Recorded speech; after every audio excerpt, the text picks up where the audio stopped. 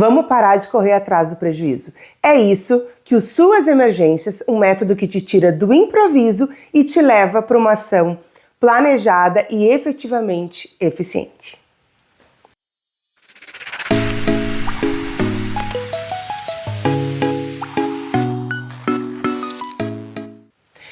Eu vou te mostrar como que no meu curso eu te levo a fazendo um passo a passo de todo o caminho até pensar um plano e chegar na tramitação final de um plano de contingência. E tu vai parar de correr atrás do prejuízo, tu vai parar de ficar apagando incêndio ou enxugando gelo. Quantas vezes a gente se sente fazendo exatamente isso? Ações que acabam não efetivando o que a gente quer, mas sim só diminuindo danos, né? Reduzindo danos. Então hoje eu vou te trazer esse passo a passo, que eu, claro, aprofundo lá no curso, mas que eu queria compartilhar com vocês, tá bom? Então, primeiro, a ideia de que como que a gente se prepara para uma coisa que a gente não sabe que vai acontecer. Porque o desastre, ele sempre vem numa ideia de que é algo que acontece pela natureza, que a gente não tem controle, mas não é verdade. A gente tem muitos estudos hoje que nos dizem onde tem maior propensão a ter determinados tipos de desastre. Assim como a gente tem um histórico de cada município, de cada estado, com os desastres que são mais frequentes, que estão mais propícios a ter. E é a partir desse olhar que a gente vai começar a pensar o tipo de plano que a gente vai desenvolver, pensando então em várias hipóteses de desastres que possam acontecer. O ponto inicial é a gente pensar na gestão dos riscos, que é a grande quebra, né, a grande mudança de paradigma que a gente tem hoje, onde a gente para de falar da gestão do desastre e começa a falar da gestão do risco. O que é a gestão do risco? É a gente fazer uma análise das nossas forças, uma análise das nossas ameaças, das nossas fraquezas no âmbito do município. E aqui, claro, a gente vai pensar a partir do SUAS, então a gente vai olhar para a vigilância socioassistencial e pensar: o nosso diagnóstico, ele já nos apresenta, o diagnóstico socioterritorial, ele já nos apresenta vários indícios disso.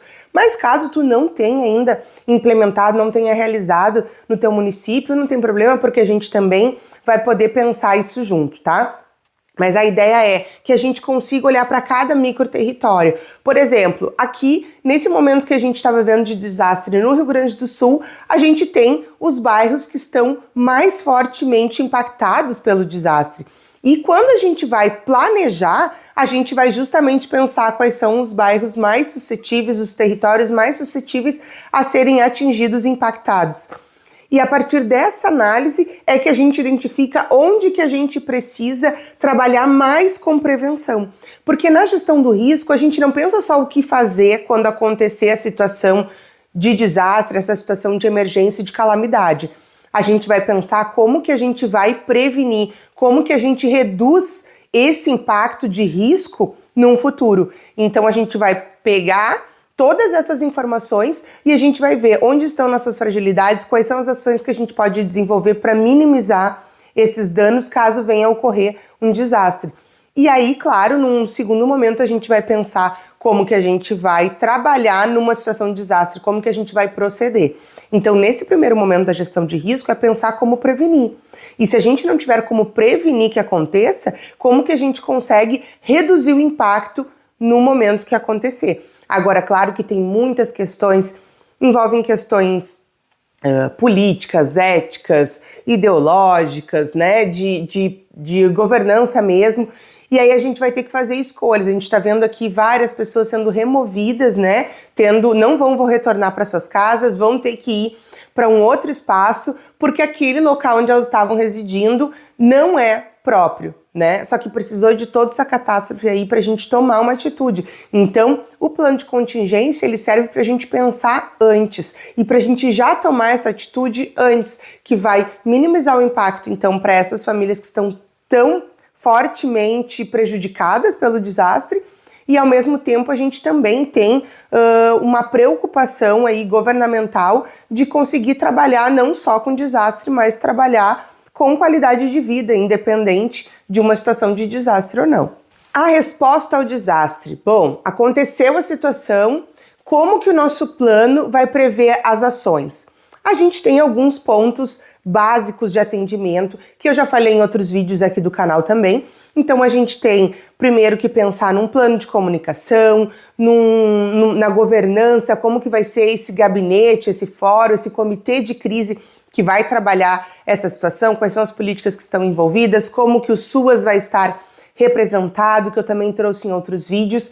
E a partir disso a gente começa a pensar na constituição dentro do SUAS do Serviço de Proteção em Situações de Emergência e Calamidade Pública, que é o nosso serviço especializado para essas situações. Então, diferente dos outros serviços que a gente tem, que ficam nas nossas unidades socioassistenciais e eles são ofertados por tempo integral, né? Esse não, ele vem só para esse momento temporário de necessidade mesmo de resposta a uma situação de emergência. Então a gente vai trabalhar dentro da resposta do SUAS a uma situação de emergência, a criação desse serviço especializado e depois como que a gente vai, quem são os atores que vão integrar nesse serviço, quem são as pessoas mais estratégicas e também adequadas para estar, que eu também trouxe isso em alguns vídeos, da importância da gente ter pessoas que têm uma disponibilidade. Muitas vezes a gente quer fazer um serviço de proteção em situação de emergência que vai ter só os cabeça, né? A gente quer botar só aquelas pessoas que são responsáveis por cada área. E aí a gente sobrecarrega muito e acaba não sendo tão eficiente essa dinâmica de construção das estratégias do processo do desastre, né, da resposta e dessa comunicação interna também. E depois a gente vai começar a pensar em cada ponto. A gente tem parceiros junto com esse serviço que vão atuar mais diretamente, de maneira contínua na resposta, que é a vigilância socioassistencial, a gestão do trabalho e educação permanente. Então ali a gente precisa pensar nas ações de todos esses grupos. E quando a gente pensa, a gente está pensando já em formulários, né? Por exemplo, quando a pessoa atingida por um desastre, seja ele qual for, chega para nós, como que a gente faz, como que a gente coleta dados, quais são os dados que são importantes, por que a gente vai coletar, como que a gente vai tratar esses dados.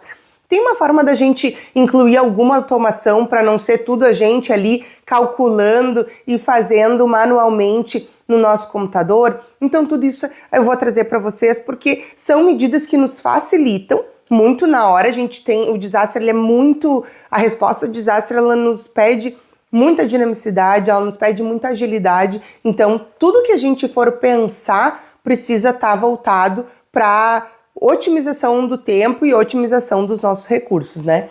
Dentro da educação permanente, a gente vai focar tanto nos trabalhadores do SUAS, quanto a gente vai focar nos voluntários e de uma forma organizada, a gente tendo um cadastro de voluntários, podendo colocar eles em locais estratégicos, porque muitas pessoas querem auxiliar, mas quando a gente não tem uma diretriz, alguém que coordena esse processo, a coisa se perde e a gente está vendo, né?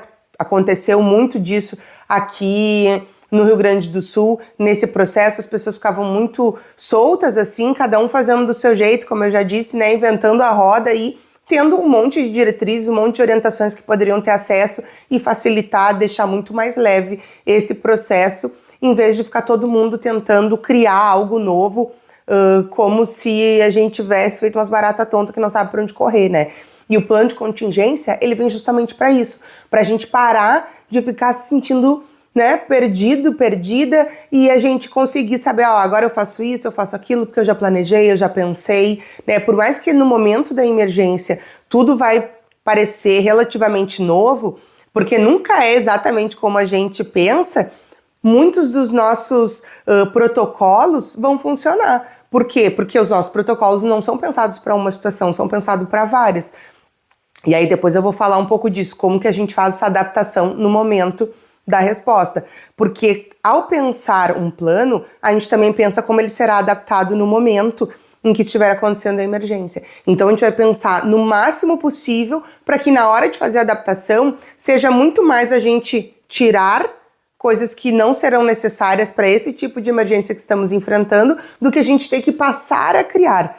Então é um movimento muito mais fácil esse processo de adaptação, porque a gente exclui aquilo que não diz respeito a essa situação de emergência que a gente vai estar vivendo, né? Então essa que é a ideia um pouco. E aí, claro, a gente tem que pensar no trabalho social com famílias, que é o coração do SUAS, que é o que a gente trabalha mesmo com as famílias e como que a gente faz isso numa situação de emergência.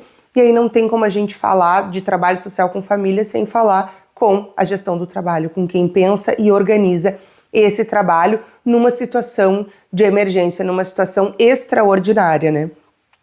E claro, quando a gente vai pensando todos esses recursos que a gente vai precisar, como eu disse, a gente sempre vai pensar numa visão mais macro, né? Para quando a gente for fazer a adaptação, a gente ir tirando. Então, no trabalho social com famílias também, a gente vai pensar numa lógica de macro, onde a gente vai pensar todos os processos, todas as possibilidades de organização, e quando chegar o momento da emergência, a gente vai adequar a melhor estrutura naquele momento, porque também a gente constrói o plano baseado nos recursos humanos que a gente tem hoje, nos recursos materiais. E quando a gente vem para uma situação de emergência, a gente tem novos recursos que podem entrar, tanto, né, de recursos que vão ser realocados dentro do próprio município, como recursos que vêm do Estado, como recursos que vêm da União. Então, tudo isso já nos dá uma outra esfera, né, de condição material, financeira. E, ao mesmo tempo, a gente também tem muitos voluntários que vai nos dar uma outra dinâmica de recursos humanos de acordo com a qualificação dos voluntários também. Daqui a pouco tu tem bastante voluntários que podem ser técnicos sociais, né? Que tem formação para isso, ou tu tem muitos voluntários que vão estar em outras ações que não são essas exatamente do trabalho com as famílias. Então, a gente também vendo os recursos que chegam, a gente também altera um pouquinho essa dinâmica, mas tudo isso vai ser imensamente muito mais tranquilo do que a gente pensar. E agora, o que eu faço? Agora é uma situação de emergência. Eu tenho que pensar, o meu trabalho vai mudar todo e eu vou fazer tudo novo. Não, não vai. Tu já vai estar com tudo planejado, muito mais tranquila, só vai fazer a adaptação e vai tocar o nosso roteiro que a gente já vai ter construído. E por fim, a gente fez o estudo, a gente se deu conta já de como que a gente pode agir, né, dentro do SUAS em cada situação de emergência. E aí a hora de fazer essa escrita, como que funciona.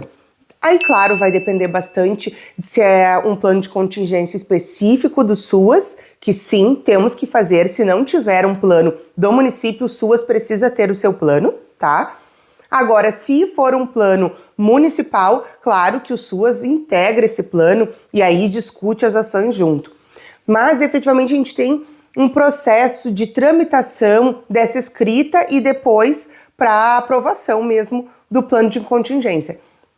Quando a gente pensa na escrita, essa escrita vai ser feita por todos esses atores que são importantes. Então, a gente vai ter que ter representante da vigilância ou alguém que esteja trabalhando, se a vigilância não está constituída no teu município, alguém que esteja trabalhando, então, com os dados, gestão do trabalho, educação permanente, a mesma coisa.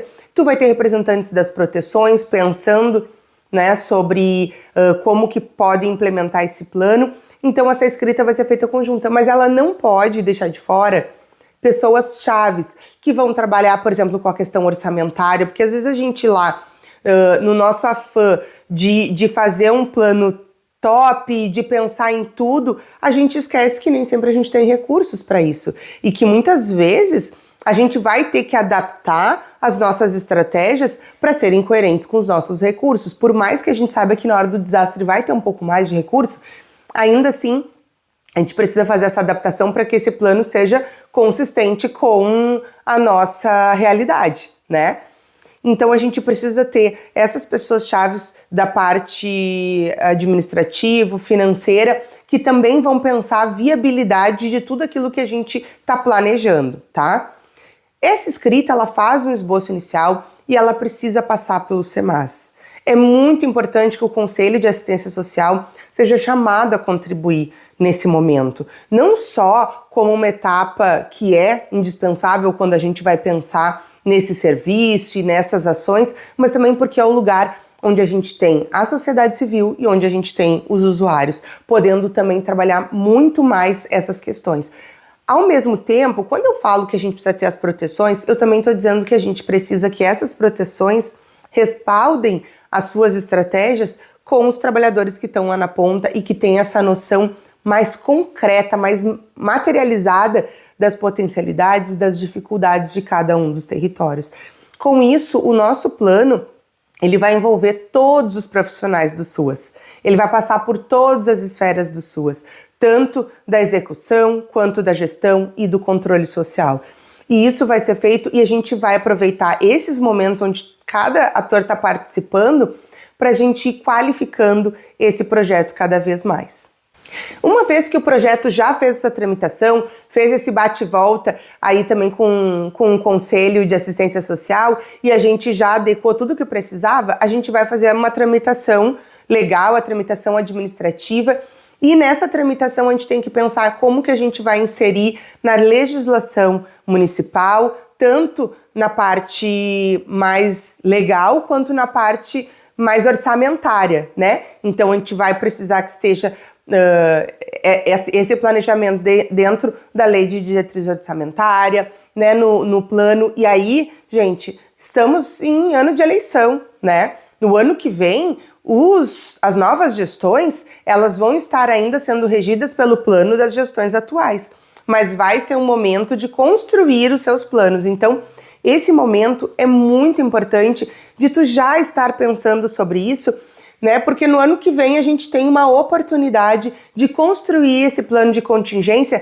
para o próximo plano plurianual já constar o plano de contingência do SUAS. E, por fim, a gente tem a execução. Ah, mas a execução, como é que eu vou executar se eu não sei se vai ter uma emergência?